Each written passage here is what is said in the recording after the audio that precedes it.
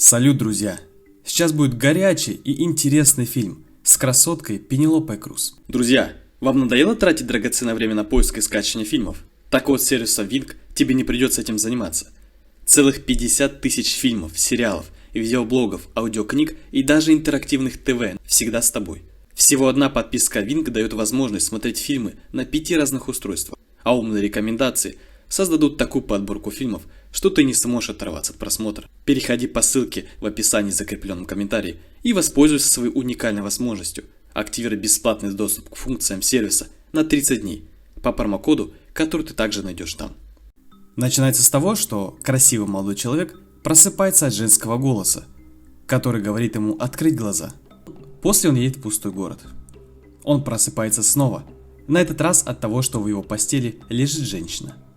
Он просит ее не оставлять ему сообщений на будильнике. Следующая сцена уже из тюремной камеры в Мадриде. 25-летний Сезар рассказывает свою историю психиатру Антонио, надев маску, протез. Флэшбэки показывают следующие события. Симпатичный Сезар привлекателен для женщин.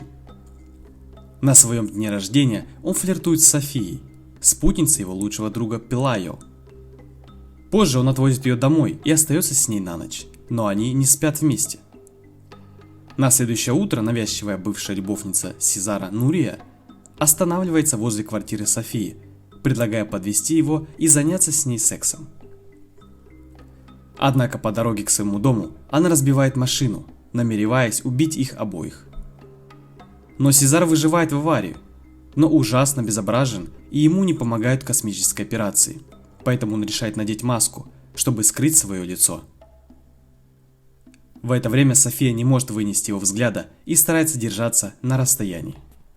После обезображивания Сезара он начинает испытывать ряд дезориентирующих ощущений. Напившись, Сезар засыпает на улице, а проснувшись, он видит, что все изменилось. София утверждает, что любит его, а хирурги вернули ему утраченную внешность. Но однажды ночью, когда он занимается любовью с Софией, она внезапно превращается в Нурию. В этом ужасе Сезар задушил ее подушкой до смерти. Однако все остальные верят, что Нурия действительно была женщиной, которую все называют Софией, и его сажают в тюрьму за ее убийство. Пока он находится в тюрьме, фрагменты его прошлого возвращаются к нему, словно во сне. Выясняется, что вскоре после того, как Сезар заснул пьяным на улице, он подписал контракт с компанией Life Extension, специализирующейся на крионике, на криогенную консервацию и получению чрезвычайно ярких и реалистичных снов виртуальной реальности.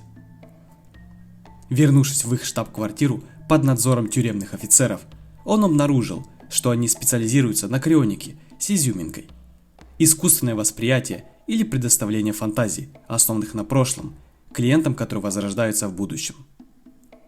Вскоре после подписания контракта он совершил самоубийство у себя дома и был помещен в клиническую суспенсию. Дювернуа, представитель LA, объясняющий Сезару его переживания во сне, рассказывает, что эпоха наступила через 150 лет в будущем, а время Сезара с момента пробуждения на улице и до этого было сном, вплетенным задним числом в его реальную жизнь и заменившим его настоящие воспоминания. В конце этого фильма Сезар решает проснуться и воскреснуть, совершив самоубийство.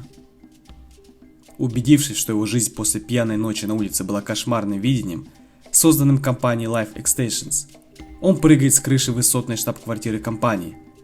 И фильм заканчивается, по-видимому, двусмысленно, на черном экране, где женщина говорит ему открыть глаза. Друзья, какие мысли у вас после этого фильма? Напишите в комментарии, мне будет интересно их почитать. Пожалуйста, поставьте лайк и подпишитесь на мой канал.